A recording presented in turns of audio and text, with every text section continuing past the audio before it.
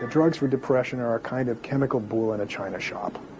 We talk about depression being a biochemical imbalance, but we really don't know what chemicals involved, and nobody can measure it. So it's a good theory, but no one could say one way or another. I am one of those who would be more satisfied with the idea that it is a biochemical disorder if someone could tell me what the disorder was, could measure it in anyone, could alter that chemical and produce a positive beneficial effect. I suspect we're going to have to learn a more imaginative and to get a new perspective on depression before we make much more progress. Thomas Moore has analyzed the tests that 5 of the most popular SSRIs underwent to be approved by the Food and Drug Administration.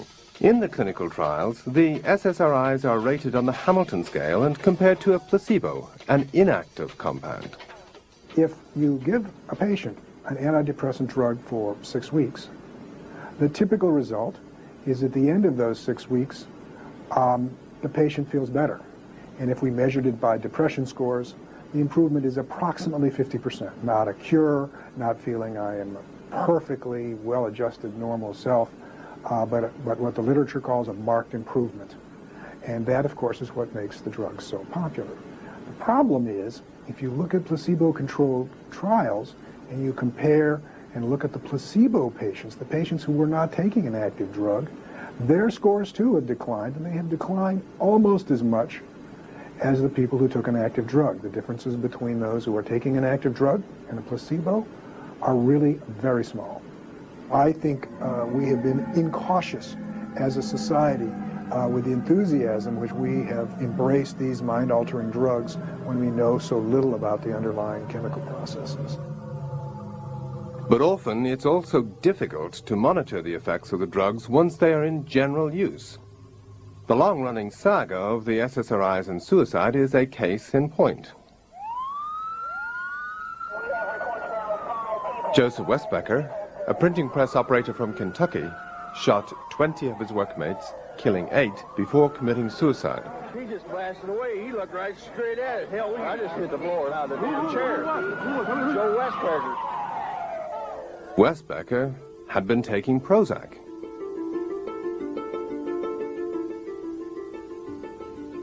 A year later, Dr. Martin Teicher was one of 2 Harvard psychiatrists who published an article suggesting that in a small number of patients, Prozac could induce suicidal preoccupation and violent behavior. Talk shows homed in on the issue, and it looked as though Prozac's reputation would suffer. But the Food and Drug Administration decided that no warning needed to be added to the drug's labeling. In 1994, the Wesbecker case reached the courts when relatives of the victims sued Lilly for negligence in the testing and marketing of Prozac. Lilly's case was that violent behavior and suicide were caused by the disease, not by the treatment. There is no creditable scientific evidence that Prozac causes in anyone suicidal behavior or violent behavior. The verdict of the jury is as follows. We, the jury, do not find Eli Lilly and Company at fault. This is a key verdict for Lilly, which had 160 cases pending against it. However, the judge, John Potter, was suspicious that a deal had been struck during the trial, since the plaintiff's lawyers had failed to bring evidence that would have been damaging to Lilly. I wondered what their motives were. I asked them if there was any sort of settlement, and they told me there had not been.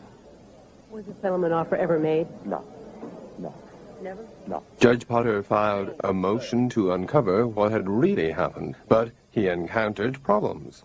Both Eli Lilly's attorneys and the plaintiff's attorneys banded together to oppose any effort to uncover their agreement.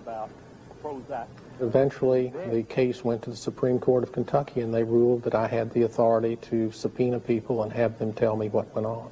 In 1996, it was discovered that Lilly's lawyers had secretly agreed to pay the plaintiffs a huge sum, whether they won or lost. And after the trial, Eli Lilly put out a great deal of publicity that they had won the trial. This proved Prozac was safe, when in actuality they had been helped by the fact that the plaintiffs didn't introduce all of their evidence. The verdict was changed to dismissed as settled. I felt it was a tampering with the judicial system. It was making the judicial system one more arsenal in the spin doctor's, one more weapon in the spin doctor's arsenal. Meanwhile, in Belgium, Dr. Robert Bourguignon was preparing a survey to test whether doctors there had come across any patients on Prozac with thoughts of suicide. So we sent out roughly 800 questionnaires, and we got the number with positive answers. So the doctor had witnessed those side effects. 7 patients were reported as being anxious or as suffering from panic attacks or as having suicidal tendencies. After contacting a colleague working for Lilly about the survey, Bourguignon got a prompt reply. The next day I came to my office not suspecting anything, and I found a great big envelope with a petition, so a bailiff had delivered that to my office the day before. And Eli Lilly was suing us for 1 million Belgian francs per questionnaire. Bourguignon had only 2 hours to prepare his case. I gathered some documents and I put them in a plastic bag, and I went to the Palace of Justice, which is just over there, and the judge saw us in his office. Lilly's lawyers argued that the survey suggested the drug might have adverse side effects, and this was bad publicity for the company. They then approached doctors to deter them from taking part in the survey. Were Lilly being heavy-handed in their treatment of him? Well, obviously, when you make $2 or $3 billion a year on one single product, you want to defend it or to protect it, so you use heavy artillery. Finally, the judge dismissed Eli Lilly's claim. Our study was published in The Lancet, so that gave it quite a credibility. There were debates in the federal parliament in Belgium.